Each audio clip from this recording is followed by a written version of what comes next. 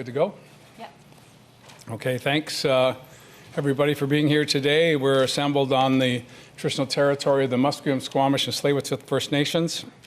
I want to, at the outset, say that my thoughts are with the families of those who have been affected by violence in my home community on Vancouver Island. My thoughts are with them, and I know that Minister Farnworth and others will have more to say as information becomes available. Over the past couple of days, my cabinet have been meeting to talk about the issues affecting British Columbians, the cost of living, challenges to our public health care system, climate action, a range of other issues that we've been focused on as a government for the past 5 years. We've always, and I have always, been making it my highest priority to ensure that every day I get up to try and make life better for the people around me, in my own community, here on Vancouver Island, across British Columbia, and indeed as the chair of the Council of the Federation across the country. Since we formed the government 5 years ago, we've had historic breakthroughs on a range of issues that have transformed how our economy operates, how Indigenous people can be full participants on their lands, and a range of other issues that we can discuss at another time. But at the halfway point in a mandate, which we are at coming up to this fall, it's traditional for a leader to ask his colleagues what their plans are. Will they be running in the next election? Many of you will know, in fact, I'm pretty sure it's not a secret, that I have gone through my second bout of cancer and successfully went through 35 radiation treatments, and I am currently cancer-free. My health is good, but my energy flags as the days go by. So before I could ask my colleagues what their plans were for the coming 2 years and beyond, I had to ask myself that.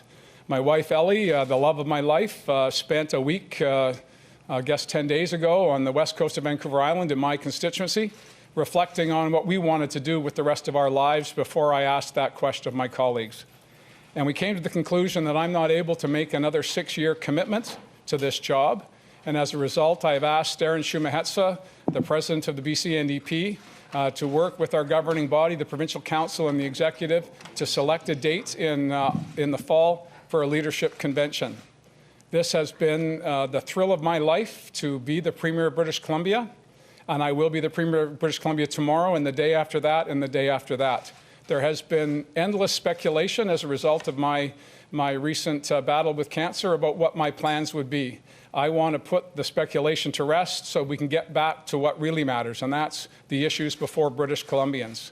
This has never been about me. I have tried to make my leadership a statement about the strength of my colleagues and our ability to work collaboratively to get good outcomes for the people that we represent. That's my way, that's how I roll, and that's what I'll be continuing to do in the weeks ahead. As leader of the Council of Federation, premiers across the country will be assembling in Victoria, where the #1 issue on the table is a commitment from the federal government to sit down with the provinces and resolve the crisis in public health care. I fully intend to carry on that battle to make the federal government stand up for the commitments they made to all of us and convene a meeting so that we can fix the most important social program, in fact, the most important program in Canada.